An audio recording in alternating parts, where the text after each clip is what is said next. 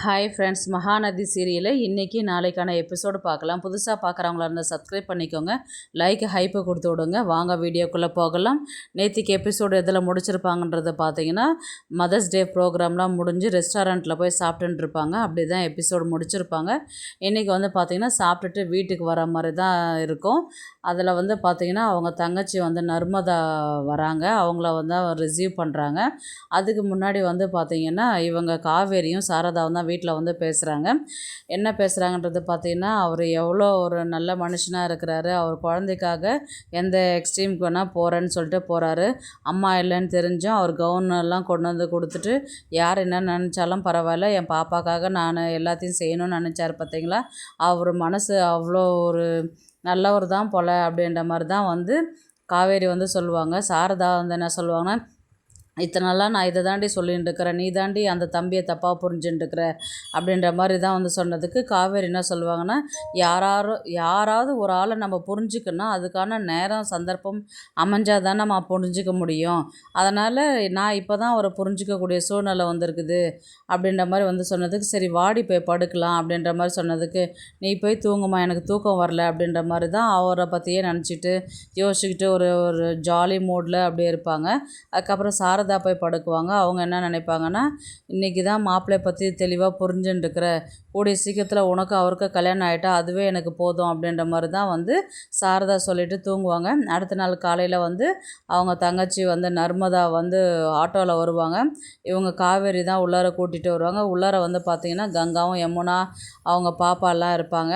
அதுக்கப்புறம் எப்போக்கா எனக்கு முன்னாடி வந்தீங்களா நீங்கள் அப்படின்ற மாதிரி வந்து கேட்டதுக்கு, நீ வரேன்னு சொன்னாங்க, நானும் உங்களை பார்த்து ரொம்ப நாள் ஆச்சு இல்லையாடி, அதனால தான் நாங்கள்லாம் உனக்கு முன்னாடி வீட்டுக்கு வந்துட்டோம் அப்படின்ற மாதிரி தான் வந்து சொல்லுவாங்க.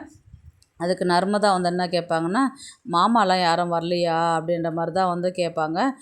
இல்லடி, அவங்களுக்குலாம் வேலை கண்டினியூஸாக இருக்குது, இன்னொரு நாளைக்கு வரேன்னு சொல்லியிருக்கிறாங்க அப்படின்ற மாதிரி தான் வந்து சொல்லுவாங்க கங்காவும் யமுனாவும். அதுக்கப்புறம் வந்து பார்த்திங்கன்னா, அம்மா எங்கன்னா, அம்மா வந்து வர வழியில் கோவிலே இறக்கிட்டு வந்துட்டேன், எனக்கு ஸ்கூல் டைம் ஆகிடுச்சு, அதனால தான் நர்மதாவை மட்டும் கூட்டிகிட்டு வந்தேன், நீங்கள் வீட்டில் இருங்க, நான் போயிட்டு ஸ்கூலுக்கு போயிட்டு வரேன் நான் அப்படின்ற மாதிரி சொன்னதுக்கு, உடனே பாப்பா அம்மு வந்து என்ன சொல்லுவான்னா, மிஸ் நாங்களும் தானே ஸ்கூலுக்கு போகிறோம், பேசாத வாங்க கார்லேயே நம்ம கிளம்பிடலாம், ஈவினிங் வந்து பார்க்கலாம் அப்படின்ற மாதிரி வந்து சொன்னதுக்கு, சரி டைம் ஆயிடுச்சுன்னு சொல்லிட்டு இவங்க கிளம்பி போவாங்க. அதுக்கப்புறம் பாப்பா விஜய் காவேரிலாம் ஒன்றா கிளம்பி போகும்போது நர்மதா பார்த்துட்டு, மாமாவும் பாப்பாவும் அனுப்புறதுக்கு எனக்கு மனசே வரல, இவங்க தான் உங்கள் ஒய்ஃபு, நீங்கள் இங்கேருந்து போகிறீங்கன்னு எனக்கு சொல்லிடலாம் போல் இருந்தது, எத்தனை நாளைக்கு தான் இதே மாதிரி சொல்லாத மறைச்சே வச்சுக்கிட்டு இருக்கிறது அப்படின்ற மாதிரி கேட்டதுக்கு, கங்காவும் யமுனாவும் எங்களுக்கும் அப்படி தாண்டி கஷ்டமாக இருக்கும், என்ன பண்ணுறது, சூழ்நிலை அதுக்கான அமையணும் இல்லையா, அக்காவுக்கு வந்து அவளுக்கு ஞாபகம் வரணும், அதுக்கப்புறம் தான் நம்ம வந்து பேச முடியும், அவள் உயிருக்கே ஆபத்தாயிடுன்னு சொன்னதுனால தானே ஒரு சென்சிட்டிவான விஷயத்த வந்து இத்தனை நல்லா சொல்லாத இருக்கிறோம். அதுக்கு நர்மதா சொல்லுவாங்க, எத்தனை நாளைக்கு தான் இதே மாதிரி அமைதியாகவே இருப்போம் அப்படின்ற மாதிரி சொன்னதுக்கு, அதுக்குன்னு சூழ்நிலை அமையும், அப்போ சொல்லிக்கலாம், நீ ஆர்வ கோளாறுல எதையும் சொல்லி தொலைக்காத காவேரிக்கிட்ட அப்படின்ற மாதிரி தான் சொல்லுவாங்க. சரி நான் சொல்லலை அப்படின்ற மாதிரி அவங்க சொல்லுவாங்க. அதுக்கப்புறம் வந்து பார்த்திங்கன்னா, இவங்க விஜய் வீட்டிலுக்கு தான் வந்து காவேரி வந்து வருவாங்க. வந்ததுக்கப்புறம் அந்த மாதிரி சார், தாத்தா அப்படின்ற மாதிரி தான் கூப்பிடுவாங்க. அதுக்கப்புறம் செல்வி தான் வெளியில் வந்து, வாங்க மிஸ் வாங்க, எல்லோரும் உள்ளே தான் இருக்கிறாங்க, உங்களை வர சொல்லிவிட்டு அது எப்படி எங்கேயும் போயிட மாட்டாங்க, வாங்க வீட்டு உள்ளே தான் இருக்கிறாங்கன்னு சொல்லிட்டு கூப்பிட்டதுக்கு, இல்லை நான் வந்தேன் யாருமே இல்லை, அதனால தான் கூப்பிட்டேன் அப்படின்ற மாதிரி நான் சொன்னதுக்கு, அதனால் நான் பரவாயில்ல வாங்க அப்படின்னு சொல்லிட்டு அவங்க உள்ளார கூட்டிகிட்டு போயிட்டு தாத்தாவை கூப்பிடுவாங்க. அதுக்கப்புறம் சோமு தான் வருவார். சோமு ராதா எல்லாம் வருவாங்க. வந்ததுக்கப்புறம் வந்து பார்த்திங்கன்னா, நீ ரொம்ப தேங்க்ஸ்மா, இந்த மாதிரி ஸ்கூல்லேருந்து நான் நேரடியாக வீட்டுக்கு வர சொல்லி சொன்னதுக்கு என்னத்துக்கு ஏதுன்னு யோசிச்சுட்டே வந்திருப்பேன், ஒன்றும் இல்லைம்மா, இந்த மாதிரி பாப்பாவை நேற்று ஸ்கூலில் ஒரு அம்மாவாக இருந்து அவளுக்கு எல்லாமே நீ கூட இருந்து ஹெல்ப் பண்ணி அவர் கேட்குற கேள்விக்கெல்லாம் பதில் சொல்லி அந்த ப்ரோக்ராமை வின் பண்ணி கொடுத்ததுக்கு ரொம்ப தேங்க்ஸ்மா அப்படின்ற மாதிரி தான் வந்து சொல்லுவாங்க. என்ன ஒன்றுன்னா எங்களுக்கு தான் பார்க்க கொடுத்து வைக்கல அப்படின்ற மாதிரி வந்து சொன்னதுக்கு, உடனே விஜய் வந்து என்ன சொல்லுவார்னா, அதான் தாத்தா ஃபோனில் பார்த்தீங்களே அப்படின்ற மாதிரி தான் அவங்க கேட்பாங்க. ஃபோனில் பார்த்தாலும் நேரில் பார்த்த மாதிரி வருமா அப்படின்ற மாதிரி தான் வந்து அவங்க சொல்லுவாங்க. அதுவும் என்ன கரெக்டு தான் அப்படின்ற மாதிரி சொன்னதுக்கு, சரி நீங்களே கொடுத்து விட்ருங்க அப்படின்ற மாதிரி சோமுவும் ராதாவும் தான் பேசுவாங்க. இல்லைப்பா நீங்களே கொடுத்துருங்க அப்படின்னு. என்ன விஷயம், எதுக்கு என்ன வர சொன்னீங்க அப்படின்ற மாதிரி காவேரி கேட்பாங்க. ஒரு நிமிஷம் வாமா பூஜை ரூமுக்கு அப்படின்னு சொல்லிட்டு சொல்லுவாங்க. அந்த இடத்துல வந்து ராதா கிட்ட தான் கொடுக்க சொல்லுவாங்க. இல்லைப்பா வீட்டில் நீங்கள் தான் பெரியவங்க, நீங்களே கொடுங்க அப்படின்ற மாதிரி தான் சாரி, பழம், பூவெல்லாம் வச்சு கொடுத்து விடுவாங்க. என்னது இது அப்படின்ற மாதிரி காவேரி கேட்பாங்க. ஒன்றும் இல்லைம்மா, நேற்றுக்கு ப்ரோக்ராம் நடந்தது வந்து என் பேத்திக்காக எல்லாத்தையும் நீ செய்யும் பொழுது நீ அவளை எவ்வளோ புரிஞ்சுட்டுருக்குறன்னு தெரியுது. அவ்வளோ சந்தோஷமாக வச்சுருந்து கேட்குற கேள்விக்கெல்லாம் கிளியராகவும் கரெக்டாகவும் பதில் சொன்ன பார்த்தியா, அதில் தான் வந்து உன்னுடைய அன்பு பாசம் என்னான்றது தெரியுது. அதனால் எங்களால் முடிஞ்ச ஒரு சின்ன கிஃப்ட்டு தான் இது அப்படின்ற மாதிரி வந்து கேட்டதுக்கு, என்னன்னு கேட்டதுக்கு, புடவை தாம்மா வாங்கி வச்சுருக்கிறேன், வாங்கிக்க அப்படின்ற மாதிரி வந்து கேட்டதுக்கு, உடனே காவேரி வந்து என்ன சொல்லுவாங்கன்னா, அதனால் என்ன தாத்தா, அதெல்லாம் வேண்டாம், எதுக்கு புடவை எல்லாம் அப்படின்ற மாதிரி வந்து சொன்னதுக்கு, இவங்க ராதா உடனே வந்து வாங்கிக்க காவேரி, புடவை தானே கொடுத்து விட்றாங்க, பாப்பாவை நீ அவ்வளோ புரிஞ்சு வச்சுருக்கிற, எங்களுக்காக நீ எல்லாத்தையுமே ஸ்பெண்ட் பண்ணுற, உன் டைம் ஸ்பெண்ட் பண்ணி எல்லாத்தையுமே நீ செய்யும்போது இதை வாங்கிக்கிறதுல தப்பு கிடையாது, நீ வாங்கிக்க அப்படின்ற மாதிரி தான் வந்து சொல்லுவாங்க. அவங்க மறுபடியும் தயங்குவாங்க. அதுக்கப்புறம் விஜய் வந்து வாங்கிக்கங்க மிஸ் அப்படின்னு சொன்னதுக்கப்புறம் அவங்க யோசிப்பாங்க. அதுக்கப்புறம் பாப்பா சொன்னதுக்கப்புறம் வாங்கிக்கங்க மிஸ்ன்னு சொன்னதுக்கப்புறம் வாங்கிக்குவாங்க. வாங்கிட்டு, எதுக்கு தாத்தா இவ்வளோலாம், நான் என்னுடைய கடமை தானே நான் செஞ்சேன் அப்படின்ற மாதிரி வந்து சொன்னதுக்கு, உன்னுடைய கடமையாக இருந்தாலும் ஒரு குழந்தை மனசை வந்து நோகடிக்காமல் என்ன செய்யணுமோ அதை நீ செஞ்சதுக்கு வந்து பெரிய விஷயம் தானம்மா அப்படின்ற மாதிரி தான் சோமு வந்து சொல்லுவார்.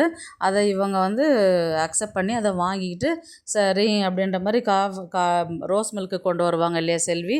அதுக்கப்புறம் அதை குடிச்சிட்டு அதுக்கப்புறம் பேசிவிட்டு அங்கேருந்து கிளம்புற மாதிரி தான் இருக்கும். நேராக வீட்டுக்கு தான் வந்து சாரீ, ஸ்வீட்டு, பழம் எல்லாம் வாங்கிட்டு எடுத்துகிட்டு போவாங்க. உடனே சாரதா தான், என்னடி இது ஸ்கூலுக்கு தானே போயிட்டு வர, இது என்ன புதுசாக சாரீ எல்லாம் வாங்கிட்டு வந்திருக்கிற, எங்கன்னா கோவிலுக்கு போயிட்டு வந்தியா அப்படின்ற மாதிரி வந்து கேட்டதுக்கு, இல்லைம்மா இது மாதிரி விஜய் வீட்டுக்கு தான் வர சொல்லியிருந்தாங்க அப்படின்னு சொல்லிட்டு நடந்த விஷயத்தெல்லாம் சொல்லுவாங்க. அப்படியாடி, சாரியா சூப்பராக இருக்குடி அப்படின்ற மாதிரி தான் வந்து சொல்லுவாங்க. அதுக்கப்புறம் அவங்க எல்லாருமே பார்த்துட்டு, பரவாயில்லையே, இந்த அளவுக்கு ஒரு டீச்சருக்கு என்ன மரியாதை கொடுக்கணுமோ அதை அவங்க செய்கிறாங்க அப்படின்ற மாதிரி தான் வந்து அவங்க சொல்லுவாங்க. என்ன தான் இருந்தாலும் விஜய் வந்து நல்ல மனுஷன், அவங்க வீட்டு ஆளுங்களும் நல்லவங்களாக இருக்கிறாங்க இல்லையா அப்படின்ற மாதிரி கங்காவும் யமுனாவும் வந்து காவேரி காதுபட பேசுகிற மாதிரி தான் இருக்கும்.